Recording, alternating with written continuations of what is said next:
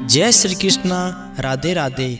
आज हम आपको इस वीडियो में एकादशी कथा सुनाएंगे, तो आप इस वीडियो को पूरा देखिए और कहानी को विस्तार से सुनिए।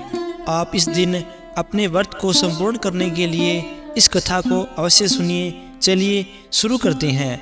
भगवान पुरुषोत्तम की प्रतिमा को पंचामृत से स्नान कराकर फिर शुद्ध जल से स्नान करावें, फिर अच्छे और शुद्ध वस्त्र पहनावें, ऊंचे आसन पर बैठाकर मीठे फलों का भोग लगावें, फिर धूप दीप से आरती उतारें। आरती के बाद प्रसाद बांटे, ब्राह्मणों को भोजन कराकर दक्षिणा देकर विदा करें। रात्रि को भगवान की मूर्ति के पास से बैठकर कीर्तन करें। जो नियम पूर्वक इस एकादशी का व्रत रखते हैं वे पापों से मुक्त हो जाते हैं, अंत समय स्वर्गलोक को प्राप्त होते हैं। इस एकादशी के व्रत से गुरु पत्नी के साथ भोग करने से पाप दूर होता है। व्यास गांव में एक ब्राह्मण रहता था। उनके एक पुत्र था। ब्राह्मण ने सोचा जब यह बड़ा हो जाएगा तो उसे काशी में गुरुजी के पास पाठशाला में पढ़ने के लिए भेज दूंगा। 3 वर्ष बाद वह लड़की को लेकर अपने गुरु के घर काशी में पहुंचा और गुरुजी को दंडोत किया। तब गुरुजी ने उसे कुशल समाचार पहुंचा और कहा कैसे आना हुआ।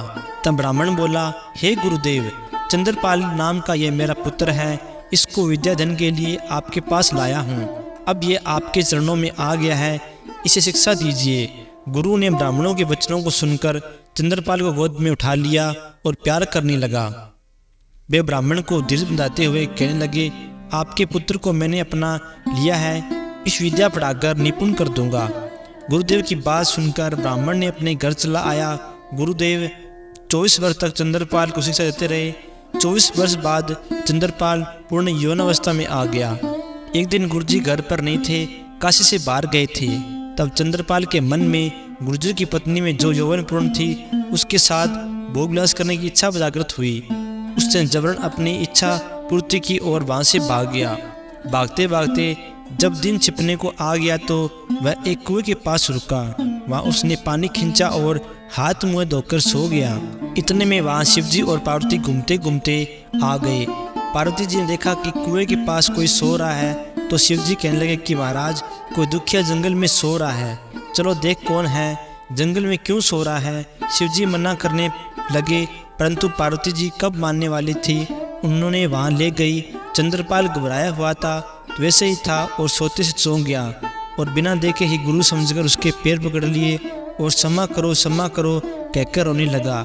उसे देखकर शिवजी कहने लगे, तूने ऐसा कौन सा काम किया है जो इतना डरा हुआ है, बिना संकोच किए हुए बता डाल।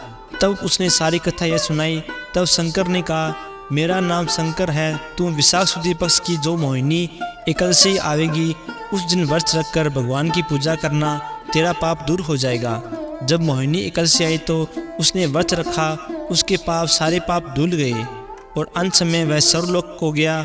हे मोहिनी एकादशी माता, जैसे तूने उस चंद्रपाल को उद्धार किया वैसा सबको करना। चलिए अब हम आपको गणेश जी की कहानी सुनाते हैं, तो आप इस कहानी को पूरे ध्यान से सुनिए। एक मालकिन थी, उसका 4 वर्ष का बेटा था। मालकिन का पति मर गया था। मालकिन की सास बहू और नाती इन दोनों को बहुत दुखी देती थी। एक दिन सास ने बिना किसी कसूर के बहू और नाती को घर में बाहर निकाल दिया। वे दोनों 2 दिन तक घर के बाहर बैठकर खूब रोते रहे, परंतु सास ने उन्हें घर में नहीं घुसने दिया। वे दोनों वहां से उठकर बहुत दूर चले गए और एक पेड़ के नीचे बैठ गए। सामने ही एक गणेश जी का मंदिर था। माँ बेटा दोनों उनके दर्शन करने गए। गणेश जी के दर्शन करते हुए आदमी आते, खूब भीड़ रहती, सबको खूब प्रसाद मिलता रहा। माँ बेटा दोनों प्रसाद खाकर पेट भर लेते।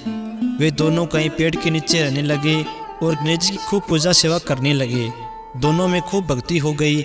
एक दिन मालकिन ने मन में सोचा कि या इतने लोग गणेश जी के दर्शन करने आते हैं, यदि हम यहाँ पर फूल प्रसाद और पूजा की सामग्री बेचें तो खूब पैसा कमा लेंगे।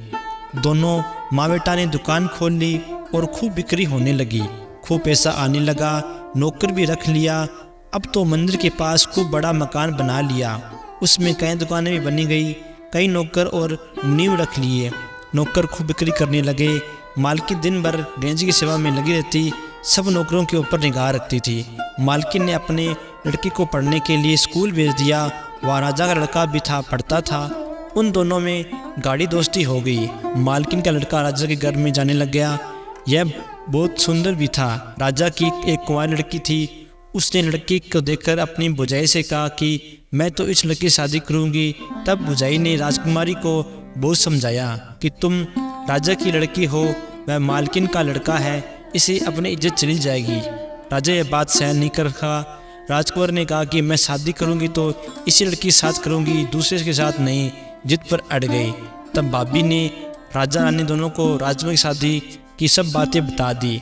यह सुन राजा ने राजकुमार का वाय उस मालकिन की लड़की के साथ कर दिया और बहुत धूमधाम से भी किया था। खूब दान दहेज देकर बेटी को विदा कर दी। मालकिन बेटा बहू को खूब दान दहेज के साथ आते देख बहुत खुशी हुई और मंदिर में लाकर बेटा बुए से गणेश जी की दोग लगाई। अब तो गणेश जी की प्रतिष्ठा और बढ़ गई थी। तमाम आदमी दर्शन को आने लगे। मालकिन की खूब ठाट बाट हो गई, खूब आनंद मंगन होने लगे। उधर मालकिन की सास बहुत दुखी रहने लगी। खाने को घर में कुछ भी नहीं था। तब एक दिन वह रोती अपने नाती के पास आ गई और बोली, मुझे नौकरी पर रख लो, खाली रोटी कपड़ा दे देना, मैं तुम्हारे घर के सारे काम किया करूँगी। नाती दादी को नहीं पहचाना, दादी नाती को नहीं पहचानी। मालकिन जब पूजा पर से उठी तो वह घर में अपनी सास को काम करते देख आश्चर्य करने लगी। वह बोली, तुम ये काम मत करो, तुम यहाँ कैसे आई हो? सास बोली, मुझे सेठ ने रोटी कपड़ा पर नौकरी पर रखा है, घर के सब काम करूँगी। मालकिन बोली, यह अपना मकान है, वह सेठ तुम्हारा नाती है, ये नच बहू है। तुमने तो हम दोनों को भूखे प्यासे घर से निकाल दिया। हमारी लाज गणेश जी ने यह रखी। यह सब विभव उनकी कृपा का फल है। यह विभव देखकर सास बहुत शर्मिंदा हुई और बोली, मैंने अपने करने का फल भोग लिया। मालकिन सास से बोली, अब आप यहीं रहो, नाती का सुख देखो। सास बहू के पास रहने लगी। हे गणेश जी महाराज, जैसा अपने मालकिन की बहू को मालकिन के बेटे की खूब धन दौलत ऐश्वर्य दिया, वैसे सबको देना। कहते सुनते ओंकारा भरते हुए गणेश जी महाराज की कृपा बनी रहे। जय श्री राम, जय श्री कृष्णा, राधे राधे।